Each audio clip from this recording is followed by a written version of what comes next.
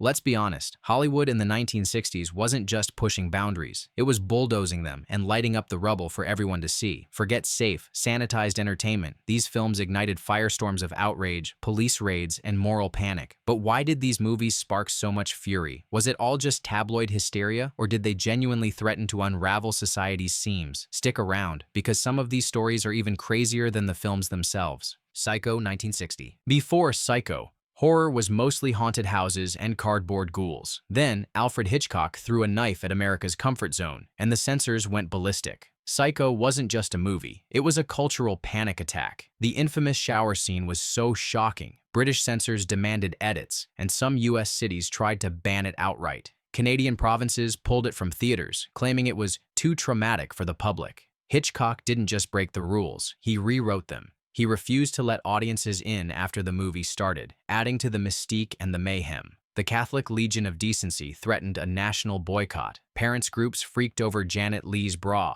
Anthony Perkins's dead stare, and the film's suggestion that evil could live next door. And let's not forget the industry panic. Universal Studios nearly pulled the film after preview audiences reportedly fainted and ran out of the theater. In the end, Psycho made a killing at the box office and killed off the old Hollywood censorship code in the process. If you've ever wondered why horror got weird and why showers got scary, thank Psycho and its army of rattled censors. Spartacus, 1960. You might remember Spartacus for its "I am Spartacus" moment. But behind the epic battles was a war waged with censors that lasted longer than the Roman Empire. Stanley Kubrick's Sword and Sandals blockbuster dared to hint at homoerotic tension and open rebellion against authority, catnip for controversy in the Bible Belt. The Catholic Legion of Decency slapped it with a condemned rating, and several southern theater chains flat out refused to book the film. Religious leaders rallied their flocks against what they called immorality, and the Senate got involved, with politicians grumbling about Hollywood's anti-American values. In an era when a male slave's bath scene was considered cultural Armageddon, even the hint of forbidden desire was enough to get a movie banished. Studio bosses hacked up dialogue and even dubbed lines to appease the censors, but controversy only made the crowds bigger. Spartacus didn't just push boundaries, it stomped on them in gladiator sandals, proving that even the most powerful institutions could be challenged by a really good movie and a mob with torches.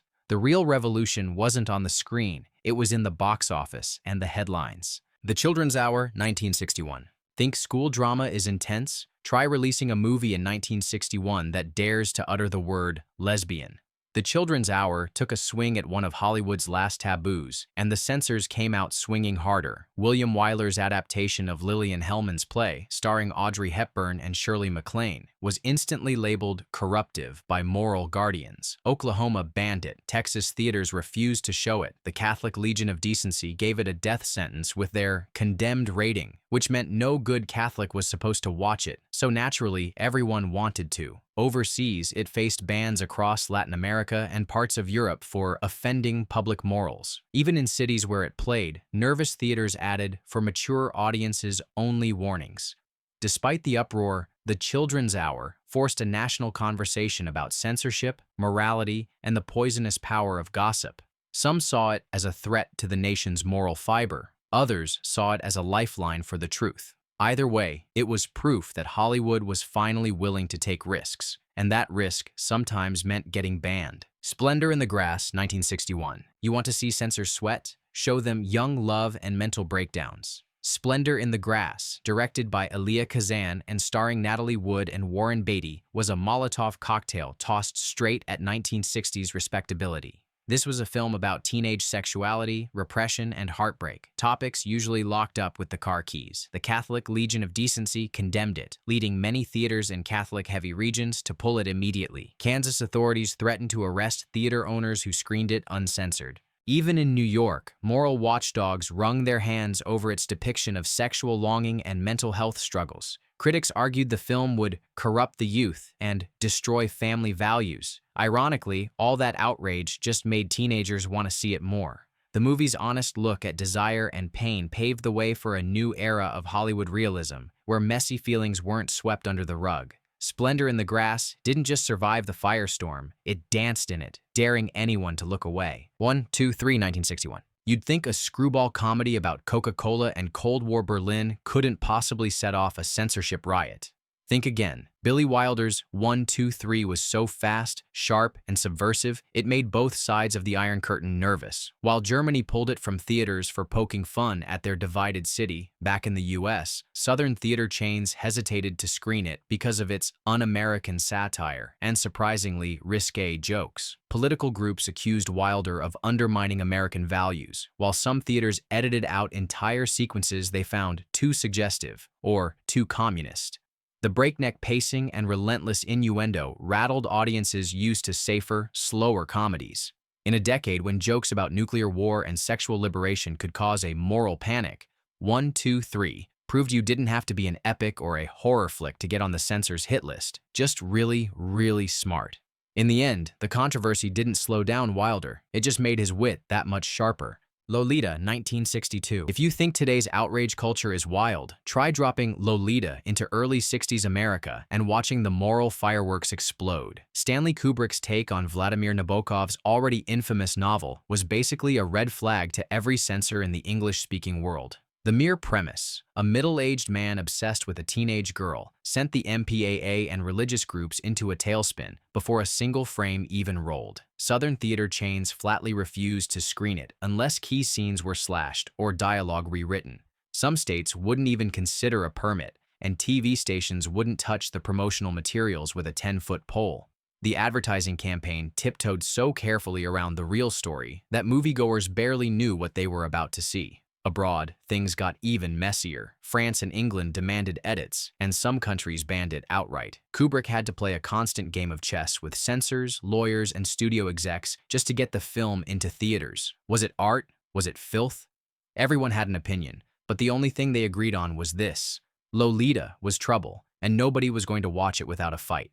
Cape Fear, 1962. Imagine trying to get a film past censors when your villain is basically pure evil in a Hawaiian shirt. Cape Fear brought Robert Mitchum's sadistic Max Cady to the screen and instantly onto the censor's most wanted list. The British Board of Film Classification banned it for psychological violence, and several Canadian provinces quickly followed suit. In the US, the film triggered furious debates among local censor boards and was cut for late-night television for decades. Parents' groups warned that Cape Fear would traumatize children and encourage criminal behavior, while church leaders condemned its depiction of sexual menace and psychological torture. The tension didn't just stay on the screen. Theaters faced protests and letters demanding the film be yanked. But Cape Fear refused to apologize, giving audiences a new standard for cinematic villainy and paving the way for darker, more realistic thrillers. In a decade obsessed with clean-cut heroes and happy endings, Cape Fear was the nightmare you couldn't keep locked out. Advise and Consent, 1962. Political thrillers were supposed to be dry and respectable until Advise and Consent blew the doors off the Senate chamber and aired the government's dirtiest laundry. Otto Preminger's drama featured the first openly gay character in a mainstream American movie, a plotline so radioactive that the Catholic Legion of Decency slapped it with a condemnation the second it left the editing room. Some Southern theaters flatly refused to book it, calling it unfit for public morals. Others quietly edited out key scenes before showing it to local audiences. Washington insiders and political groups howled, accusing the film of undermining American values and glamorizing blackmail and suicide. There were even whispers that studio heads considered shelving the project to avoid scandal. But Advise and Consent did what few films dared. It forced America to confront the real, hidden costs of political ambition. The movie didn't just spark controversy, it set a new benchmark for how much heat a Hollywood film could take and survive. The Manchurian Candidate, 1962. Here's a controversy so legendary, some people still think the movie was actually banned. After JFK's assassination in 1963, United Artists yanked The Manchurian Candidate from theaters and locked it away for decades. Was it government censorship? Studio panic? Conspiracy theorists had a field day. What's certain is this: the film, with its brainwashing, assassinations, and political paranoia, felt way too real for comfort. Before it was pulled, The Manchurian Candidate had already sparked debate about Cold War anxiety, violence, and whether Hollywood was playing with fire. Politicians called it subversive. Religious groups warned it would corrupt the national soul. When it finally resurfaced in the late 80s, a new generation found it just as disturbing and just as controversial. In the end, The Manchurian Candidate became less a banned film and more a whispered legend, the movie Hollywood didn't want you to see. Hood, 1963. Cowboys were supposed to be paragons of virtue, not anti-heroes with a drinking problem and a bad attitude. But HUD tossed that script out the window, and the backlash was instant. Paul Newman's performance as the ruthless, amoral HUD Bannon turned heads and stomachs in equal measure. Church groups denounced the film for its corrosive view of American values, and theaters in rural areas outright refused to screen it. Some small-town exhibitors called it unfit for family audiences and banned it locally, while letters poured in demanding censorship or withdrawal. What really terrified critics? The fact that HUD never offered a tidy moral resolution. The anti-hero doesn't get punished, and the film leaves viewers to draw their own conclusions. For a 1960s audience used to clear-cut good and evil, HUD was a slap in the face. It didn't just cross a line, it erased it, showing that Hollywood was ready to get as dark and complicated as real life. The Pawnbroker, 1964. You want to know what really rattled America in the mid-60s? A film about Holocaust trauma that dared to include bare breasts in a mainstream American movie. Sidney Lumet's The Pawnbroker was a sledgehammer to the glass house of Hollywood respectability. The Catholic Legion of Decency went ballistic, rating it condemned. State censors from Maryland to Georgia threatened to pull theater licenses if it screened uncut. Even the MPAA, who was still enforcing the ancient production code, panicked and demanded edits. But Lumet, never one to back down, appealed directly to New York's censors and won, arguing the nudity was essential to the story's brutality and realism. The legal fight made national headlines, and suddenly, the movie became a test case for American film freedom. Some theaters still refused to show it. Audiences whispered about its content in the lobby, and news pundits predicted the downfall of civilization. But The Pawnbroker survived, and so did the push for a new rating system, one that would eventually blow the doors off censorship. Turns out, sometimes it takes a little shock to wake up an industry. Mondo Kane, 1963. Imported and unleashed on unsuspecting American audiences by Hollywood distributors, Mondo Kane was the original shockumentary,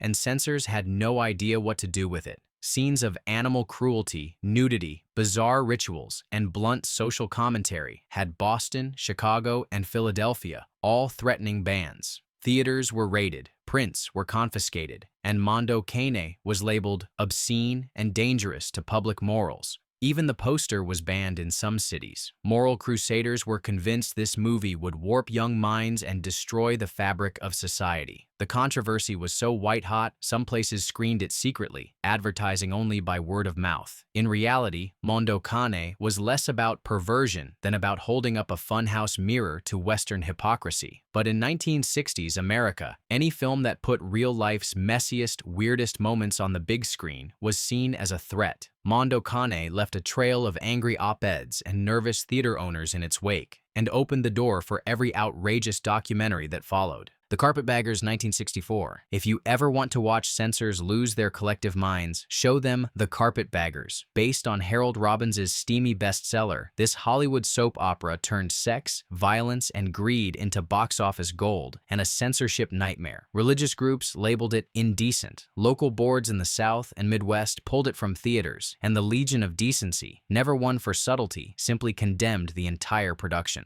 Southern states like Georgia and Alabama banned it outright, while other cities trimmed entire subplots to keep things family-friendly. Studio bosses wrung their hands, but ticket sales just kept climbing, and the scandal only fed the fire. The Carpetbaggers wasn't just a movie, it was an event, one that proved American audiences were hungry for stories Hollywood had been too afraid to tell. Sure, it shocked the censors, but it also proved that sex and scandal could be just as American as apple pie, if not a little more profitable. Dr. Strangelove, 1964. Nuclear annihilation, sexual innuendo, and a rogue general riding an atomic bomb like a bucking bronco. Welcome to Dr. Strangelove, the Cold War comedy that made Pentagon brass and censors everywhere squirm. Stanley Kubrick's black comedy about the end of the world was considered so subversive, the U.S. military refused to cooperate in any way. Southern movie houses quietly pulled it from their schedules, and international screenings faced bans in Spain and Portugal. Even some American theaters demanded cuts, worried that Peter Sellers' triple performance and Kubrick's apocalyptic punchlines would erode public trust in our leaders. Military officials grumbled that the film was treasonous propaganda, but audiences couldn't get enough of its wicked humor and fearless satire. Dr. Strangelove didn't just make fun of nuclear war, it made a mockery of censorship itself, daring authorities to try to ban a movie everyone was already quoting in the halls of power. The Servant, 1963. On the surface, it looked like a simple British drama about class struggle. But when Joseph Losey's The Servant hit US theaters, it detonated a censorship bomb thanks to its amoral relationships, simmering homoerotic tension, and power games that felt more dangerous than most movie violence.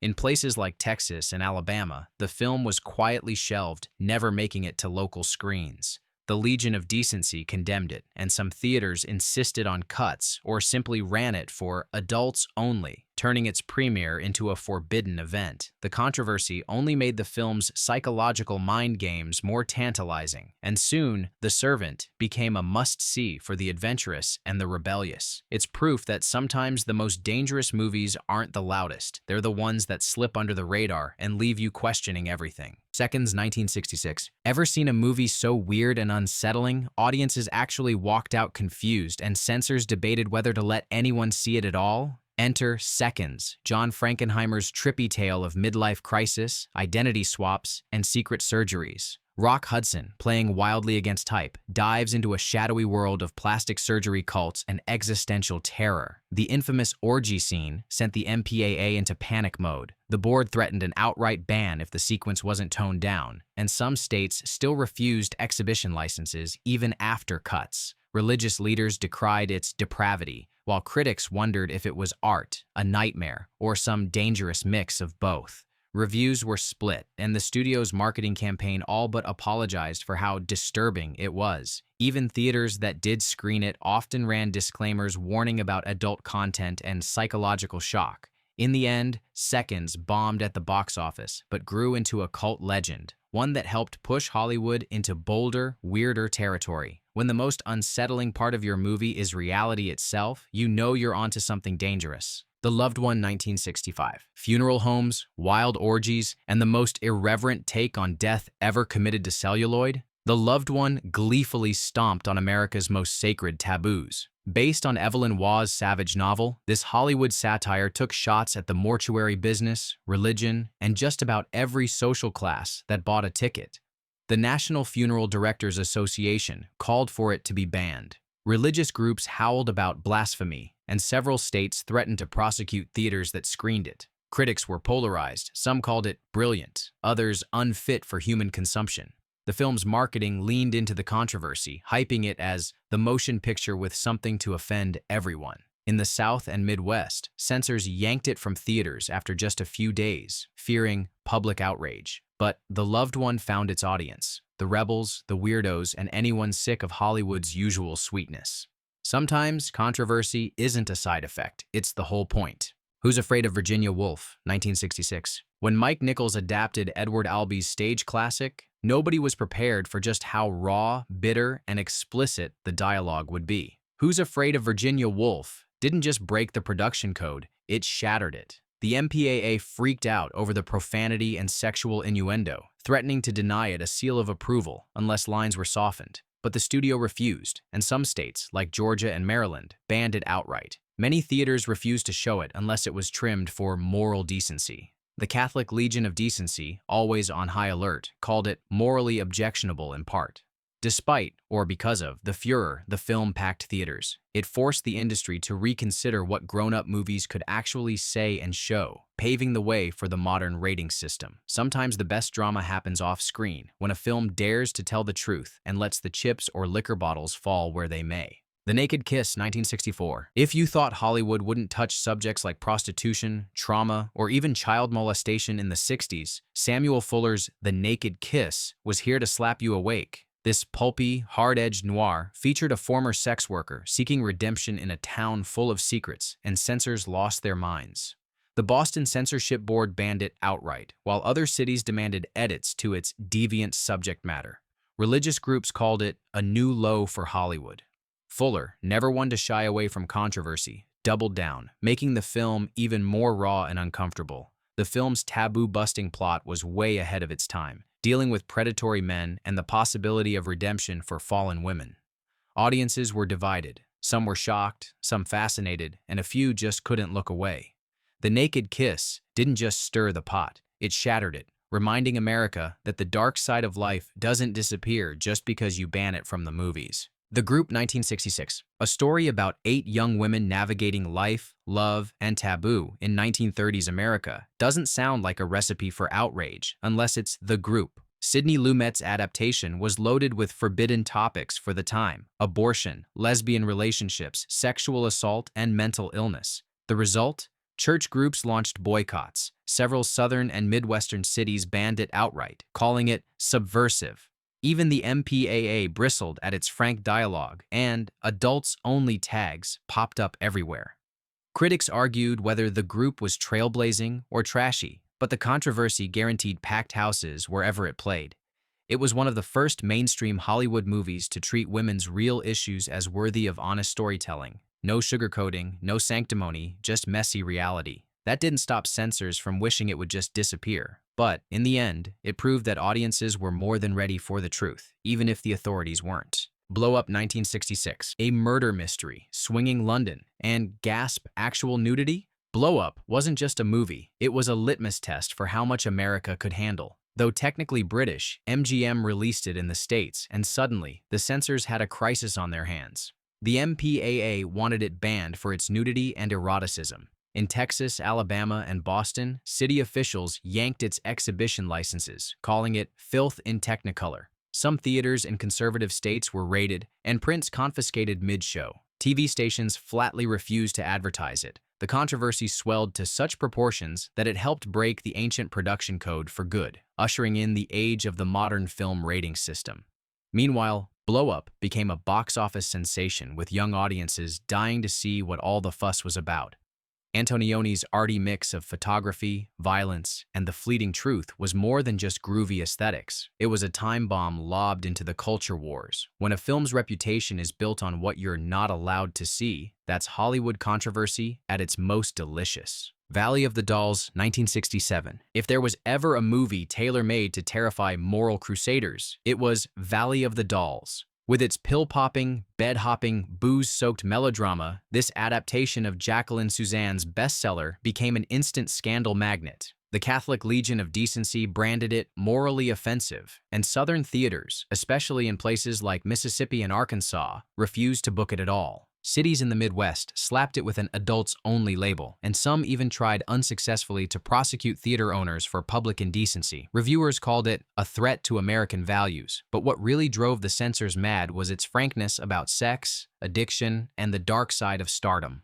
The ban threats only sent ticket sales soaring, and Valley of the Dolls proved that controversy and curiosity are a box office dream team. If you want a crash course in what the censors feared most in the 60s, this film is basically the syllabus. Reflections in a Golden Eye, 1967. How about a forbidden stew of Marlon Brando, Elizabeth Taylor, and a plot swirling with voyeurism, closeted desire, and marital chaos? Reflections in a Golden Eye served it up hot, and censors scrambled to keep it off American screens. Local authorities in the South banned it for its explicit depiction of homosexuality and sexual perversion, and many theaters wouldn't touch it, even after the studio made hasty cuts. The Legion of Decency predictably condemned it, and critics split over whether it was bold art or smut dressed as prestige. Brando's performance was fearless, Taylor's was a powder keg, and director John Huston refused to sugarcoat anything. The film's original gold-tinted color grading only added to its strange, feverish mood, and the controversy followed it from city to city. If you wanted proof that old Hollywood taboos were collapsing, you found it here, naked, raw, and impossible to ignore. The Fox, 1967. Who would have guessed a quiet, wintry drama set on a Canadian farm could cause such a meltdown? The Fox, based on D.H. Lawrence's novel, was one of the first Hollywood-distributed films to feature an explicit lesbian relationship. Predictably, the Boston Censorship Board and others in conservative states banned it immediately. The MPAA slapped on an X rating, and church groups issued dire warnings. But The Fox didn't just provoke for the sake of it. It dared to present same-sex love as natural, complicated, and deeply human. That, more than the nudity or sensuality, rattled the guardians of decency. Despite bans, the film found a devoted following, especially among audiences hungry for honest representation. Sometimes a quiet little movie can stir up the loudest storms and change the landscape for everyone. Midnight Cowboy, 1969. Last but nowhere near least, here's the movie that finally broke the system.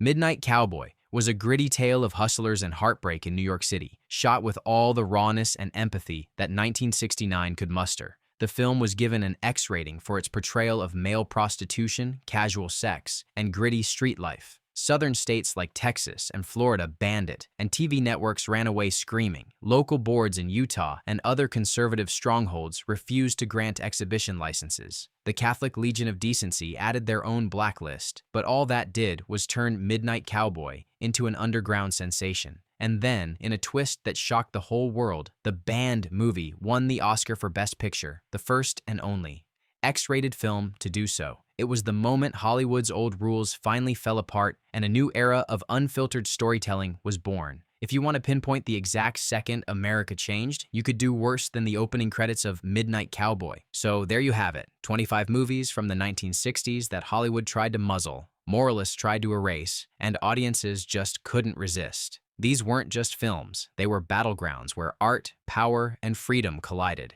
Which banned classic do you think was worth all the fuss, and which one still shocks you today? Drop your pick in the comments. Hit subscribe for more film history with Byte, and remember, the only thing more controversial than these movies is missing out on the next story.